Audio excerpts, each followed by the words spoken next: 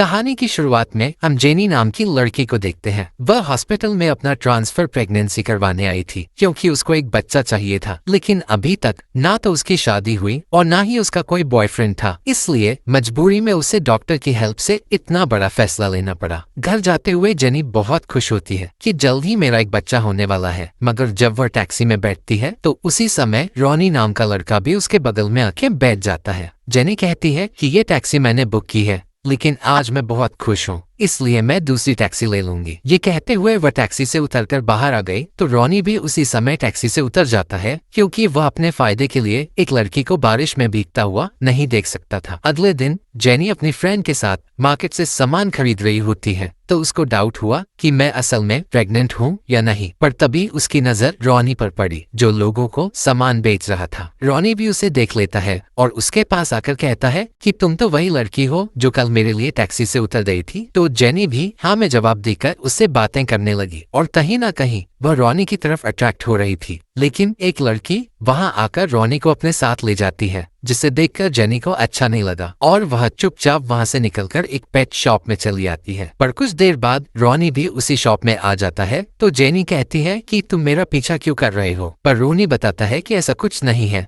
मुझे भी पेट्स के बारे में दिलचस्पी है, इसलिए मैं भी अक्सर इस शॉप में आया करता हूँ। फिर वे दोनों बातें करते हुए घर जाने लगे तो रॉनी पूछता है कि क्या तुम मेरे साथ डिनर पर चलोगी। पहले तो जेनी उसके साथ चलने से मना कर देती है क्योंकि वह किसी के साथ भी यूं ही समय नहीं बिताती थी, मगर रॉनी के जोर देने पर वह डिनर के लिए मान जाती है। फिर वे दोनों एक रेस्टोरेंट में गए जहां रॉनी कहता है कि तुम मुझे अपने बारे में कुछ बताओ। तो जेनी कहती है कि जब मैं 5 साल की थी तो मेरे माता पिता एक कार दुर्घटना में गुजर गए थे और उसके बाद से मैं अपने माता पिता को बहुत याद करती हूँ। रॉनी भी उससे अपनी लाइफ के बारे में बहुत कुछ बताता है और अगले दिन जब जेनी वर्कआउट कर रही थी तो वह अपनी फ्रेंड को रॉनी के बारे में बताती है तो उसकी फ्रेंड कहती है कि रॉनी तुमसे प्यार करता है, इसलिए वह तुम्हारे आगे पीछे पागलों की तरह घूम रहा है। जेनी भी समझ गई थी कि रॉनी मुझसे प्यार करता है, लेकिन उसके मन में एक ही बात चलती है कि मैं प्रेग्नेंट हूँ। वह प्रेगनेंसी डिवाइस घर लाकर अपनी प्रेगनेंसी चेक करती है, मगर उसी समय उसके घर में रॉनी आ जाता है तो डर के मारे जेनी बाहर आकर रॉनी को कहती है कि तुम मेरा इंतजार करो, मैं बाथरूम में कुछ काम पूरा करके आती हूँ। लेकिन जैसे ही वह वापस से बाथरूम में आई तो उसके डॉग ने प्रेगनेंसी डिवाइस का एक टुकड़ा खा लिया था, जिससे कि जेनी को पता नहीं चलता कि मैं प्रेग्नेंट हूँ या नहीं। फिर रात के समय वह रॉनी के साथ डिनर के लिए गई तो वह देखती है कि रॉनी ने मेरे लिए बहुत ही खूबसूरत डिनर अरेंज किया है। वे दोनों वहाँ पे बहुत सारी बातें करते हैं, लेकिन गलती से एक वाइन जेनी के कपड़ों में गिर जाती है,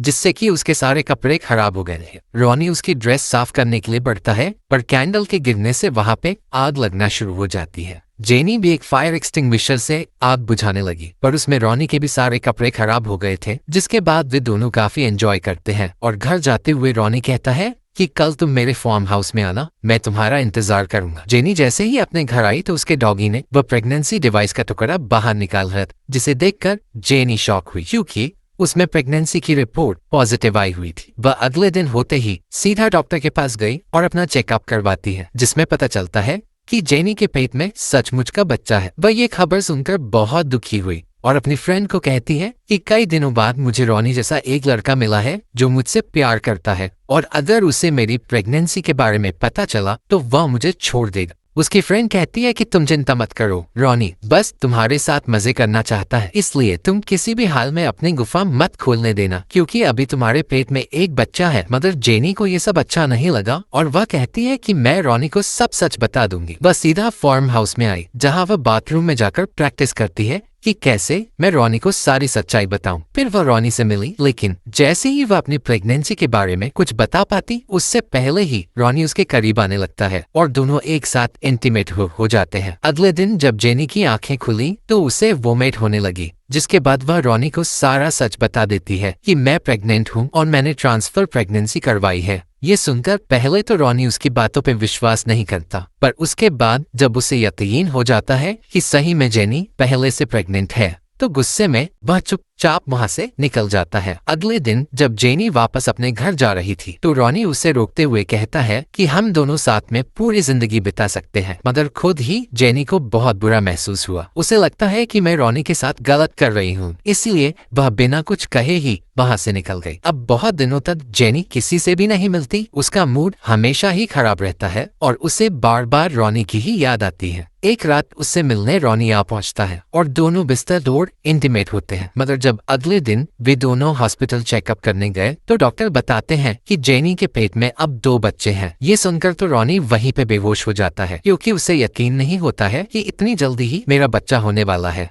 जेनी कहती है कि इसमें तुम्हारी कोई गलती नहीं है और अगर तुम मुझे छोड़ना चाहते हो तो छोड़ सकते हो, लेकिन रॉनी कहता है कि तुमने मुझे ये बात पहले क्यों नहीं बताई कि तुम्हारे पेट में एक बच्चा है। वह कहता है कि मैं तुमसे प्यार करता हूँ, लेकिन अगर तुम मुझे अपना सच बता देती तो आज ये सिचुएशन नहीं रहती। ये कहते हुए वह वहां से चला जाता है। फिर जेनी भी शहर छोड़कर जा रही थी, पर उसी समय रॉनी उसके पास आकर कहता है कि मैं तुम्हें छोड़ नहीं सकता, जिसके बाद वे दोनों साथ में रहने लगे और हर काम साथ में ही करते थे। एक दिन वे एक पार्टी में गए जहां वॉशरूम में जेनी की ड्रेस फट जाती है, तो न चाहते हुए रॉनी को उसके साथ वापस घर आना पड़ता है। आज रात उनका पूरा मूड बना हुआ था, इसलिए दोनों साथ में इंटीमेट होते हैं। अगले दिन जेनी अपने आने वाले बच्चों के लिए बहुत सारा सामान खरीद के लाती है, पर रॉनी उसे डांटता है कि हमें इन चीजों पे पैसे खर्च नहीं करना चाहिए क्योंकि हमारे पास इतने पैसे नहीं हैं। और इस बात पे दोनों की लड़ाई शुरू हो गई। लेकिन थोड़ी देर बाद जब पूरा माहौल शांत हो गया था तो दोनों एक दूसरे से सॉरी कहते हुए अपनी गलती की माफी मांगते हैं। रात के समय जेनी का कुछ करने का मन होता है और वह रॉनी को कहती है कि चलो कुछ पलंग तोड़ करते हैं, मगर रॉनी कहता है कि आज मेरा मूड नहीं है, जिससे कि जेनी की प्यास नहीं बुझ पाती। अगले दिन जब वे दोनों एक रास्ते से जा रहे थे तो बीच में रॉनी की एक फ्रेंड आई, जो पहले तो रॉनी की पढ़ाई के बारे में पूछती है, तो रॉनी भी उसे बताता है कि मैंने कॉलेज छोड़ दिया है। उसकी फ्रेंड जब जेनी के पेट को देखती है तो वह फिर से कहती है कि तुम इतनी जल्दी प्रेग्नेंट कैसे हो गई, जिसके जवाब में जेनी कुछ कह पाती उससे पहले